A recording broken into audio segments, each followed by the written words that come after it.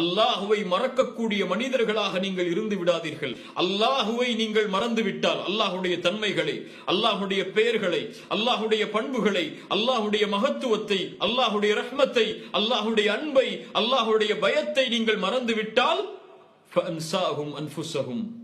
அல்லாஹ் ஆக்கி விடுவான். எப்படி தெரியுமா அதனுடைய தண்டனையாக?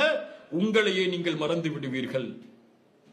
உங்களையே நீங்கள் மறந்து விடுவீர்கள் என்றால் நோக்கத்தை மறந்து விடுவீர்கள்.